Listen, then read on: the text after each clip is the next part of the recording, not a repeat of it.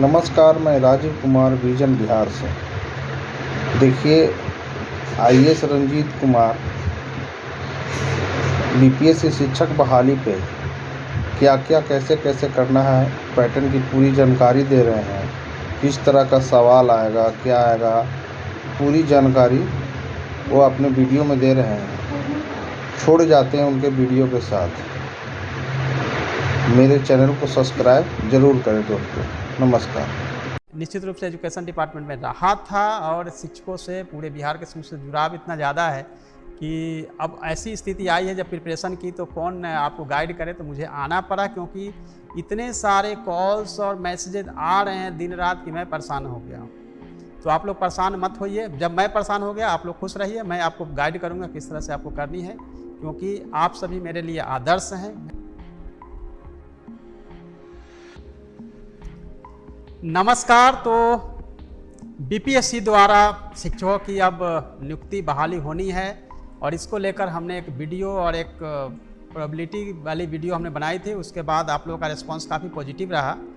उससे पहले मैं आप लोगों को बताना चाहूँगा कि मैं अगर आज आईएएस ऑफिसर हूँ तो शिक्षकों के बदौलत हूँ। मेरे जो शिक्षक थे जिन्होंने मुझे इतने तरह अच्छे से नर्चर किया, इतने अच्छे से मुझे पढ़ाया, जिसके आधार पे और उनके पढ़ाए हुए मार्गदर्शन के आधार पे जो उस समय की इतनी अच्छी शिक्षा व्यवस्था थी, जिसमें कि हम लोग प्रैक्टिकल करते थे। हाई स्कूल में बायोलॉजी, फिजिक्स, केमिस्ट्री उनकी प्रैक्टिकल कितनी अच्छी लेवल की होती थी और जो भी पढ़ाया गया स्कूल से पढ़ाया गया। आज के दौर में कोई न सोशल मीडिया थी या न ही कहीं कोचिंग और न क्लासेस थी।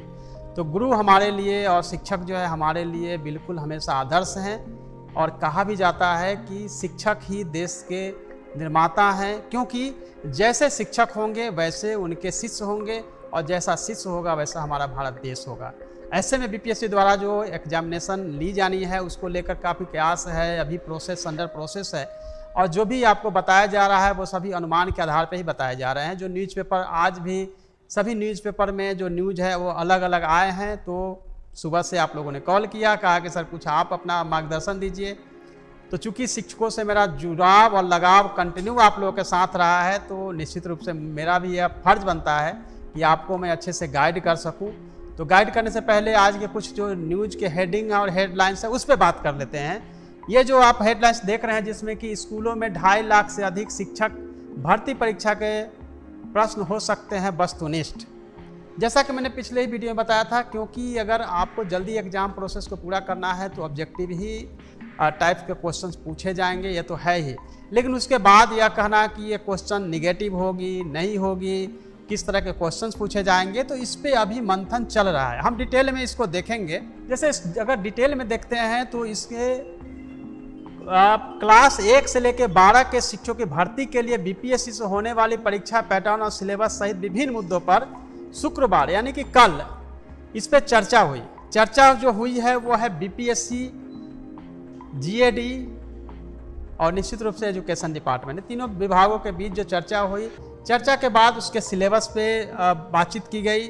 सिलेबस के साथ ही किस तरह के उस पर कट ऑफ रखे जाएंगे, क्वेश्चंस के पैटर्न किस तरह के होंगे, सिलेबस क्या होगा, बहुत सारे डिटेल्स किए गए।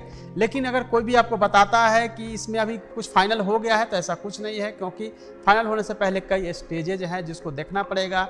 कि क्वेश्चन तो बस फिनिश्ड होंगे, मैंने पहले ही बताए थे। और क्वेश्चन मैंने भी पहले ही बताया था कि उसमें जीएस हो सकता है, तो जीएस तो होना है क्योंकि बीपीएससी एग्जाम ले रही है तो बीपीएससी ये हो सकता है।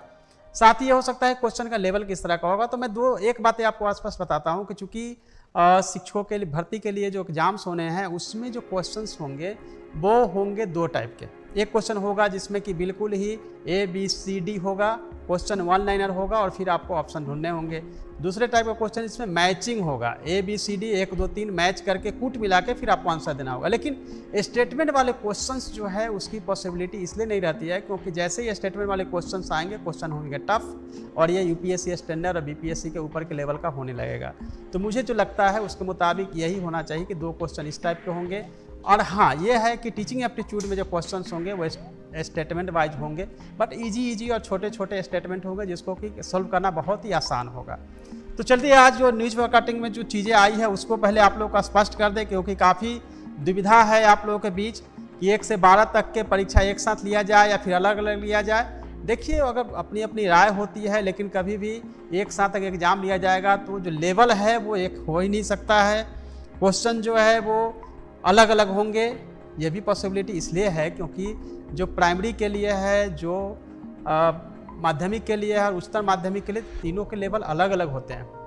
और उसमें भी है कि डीएलएड के स्टूडेंट जो प्राइमरी में होते हैं, फिर आप देखेंगे माध्यमिक उच्चतर माध्यमिक में वो वहाँ पर बीएड और एमएड के और स्टेट पास किए हुए हैं, जहाँ पर नीचे देखते हैं कि सीटेट पास किए हुए स्टूडेंट हैं। सबके लेवल अलग है, तो एक तरह के क्वेश्चन पैटर्न को रखना बड़ा मुश्किल सा लगता है, क्योंकि ये सब अनुमान के आधार पे न्यूज में लिखा जाता है कि ये होगा, लेकिन मुझे जो लगता है एक साथ रखना भी थोड़ा मुश्किल होगा।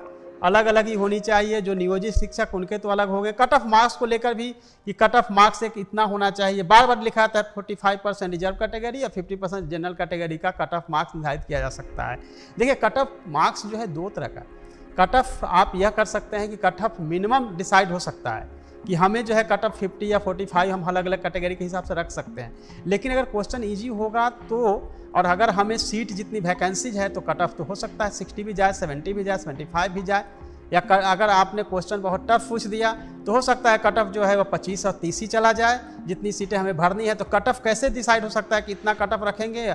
ये कट ऑफ हो सकता है उनके लिए जो नियोजित शिक्षक हैं और जिनको कि रेगुलर टीचर, जो गवर्नमेंट टीचर्स हैं, उनके लेवल के जो लाभ है उनको प्राप्त करने के लिए अगर नियोजित शिक्षकों का अगर एग्जाम होता है तो उनके लिए कट ऑफ हो सकता है। इस कट ऑफ को पार करेंगे आप रेगुलर टीचर बन जाएंगे, ये हो सकता है। लेकिन एग्ज़ाम जो होनी है, फ्रेश जो वैकेंसीज है और फ्रेश जो वैकेंसीज को फुलफिल करना है, तो उसमें मिनिमम कट ऑफ रखा जा सकता है कि इस कट ऑफ से नीचे हम नहीं लेंगे। लेकिन ये हो सकता है कि कट ऑफ जो है वो तो डिपेंड करेगा मेरिट पे और वैकेंसीज कितनी है उस पर। लास्ट टाइम इस 6th फेज में जब मैं पूरी बहाली करवा रहा था तो आप लोगों ने देखा होगा कि बहुत अच्छी ट्रांसपेरेंसी के साथ हुई थी। और आप लोग इस बात से एग्री भी करेंगे कि जो सीटें खाली रह गई थी वो कुछ खास कैटेगरी और महिलाओं की सीटें जो थी, गर्ल्स की सीटें थी, वही खाली रह गई थी। तो इस बार वो तो जुड़ने वाली है, तो निश्चित रूप से महिलाओं और गर्ल्स के लिए अपॉर्चुनिटी ज़्यादा होगी। बट ये है कि अब ऐसा नहीं होगा कि हाँ आपने एजुकेशनल क्वालिफिकेशन में अधिक मार्क्स ले लिया है और आपको मार्क्स के आधार पे, सर्टिफिकेट के आधार पे नौकरी होगी, बल्कि आपकी मेरिट के आधार पे होगी। तो अच्छे पहले कहा जा सकता है कि यूपीएससी एग्जाम को लेना ठीक रहेगा। अब बात रही कि अब क्या हम वेट करते रहें या हर दिन कुछ नया न्यूज आएगा उसी को पढ़ के खुश होते रहें या दुखी होते रहें? नहीं, हमें प्रिपरेशन की तरफ बढ़ना चाहिए, क्योंकि जब एडवर्टीजमेंट आएगी तो समय कम हो सकता है। मैं बार बार रिपीट करूंगा कि आप सभी पढ़ाई पे फोकस करिए। कहाँ फोकस करेंगे? फोकस करने का यह तरीका है कि आप जीएस का देखिए और टीचिंग एप्टीट्यूड का देखिए। कम से कम आपकी तैयारी उस लाइन पे चलती रहेगी। एक ज़रूरी सूचना है कि मैं हर शनिवार को, सैटरडे को इवनिंग के समय में एक वीडियो आपके लिए हर दिन कुछ ना कुछ पढ़ा के बना के आपको दूंगा, और जो मटेरियल होंगे वो आपके टेलीग्राम चैनल पे अवेलेबल होंगे। तो आज शाम में भी जो सैटरडे है उस दिन हम आपको वीडियो देंगे कि किस तरह से आपको कौन कौन सी बुक्स को फॉलो करना है। तो ये वीडियो भी आपको शाम में मिलेगी। आज देर रात तक भी सैटरडे को आप आज मिल जाएगी। कौन कौन सी बुक आपको फॉलो करनी है इसके संबंधित वीडियो भी हम आपको प्रोवाइड आज करवाएंगे कि आप कौन सी बुक्स पढ़ेंगे, टीचिंग एप्टीट्यूड में कैसे पढ़ेंगे। और फिर उसके में अगले वीक से हम लोग हर सब्जेक्ट वाइज, हर जीएस के हर सब्जेक्ट वाइज बताना शुरू करेंगे कहाँ कौन कौन सा फोकस एरिया हो सकता है जहाँ से क्वेश्चन की पॉसिबिलिटी रहती है और किस तरह से हमें प्रिपरेशन करनी है।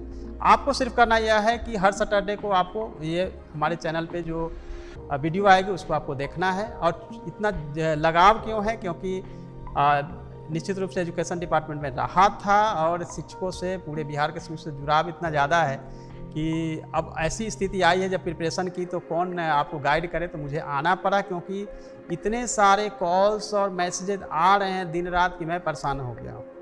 तो आप लोग परेशान मत होइए। जब मैं परेशान हो गया आप लोग खुश रहिए। मैं आपको गाइड करूँगा किस तरह से आपको करनी है, क्योंकि आप सभी मेरे लिए आदर्श हैं। मैंने पहले ही कहा कि शिक्षक जो है वो हमारे राष्ट्र निर्माता है और शिक्षकों के बदौलत ही आज मैं IAS अफसर। इसलिए शिक्षकों का सम्मान हमेशा मेरे दिल में रहा है, रहेगा, और आगे भी मैं यह कोशिश करूंगा कि आपको जितना भी मदद हो सकता है मैं करूंगा। हालांकि मैं सिविल सर्विस की तैयारी करवाता हूं, लेकिन आप लोगों ने इतना प्यार दिया है इसलिए मैं आपको गाइड जरूर करूंगा। Thank you so much.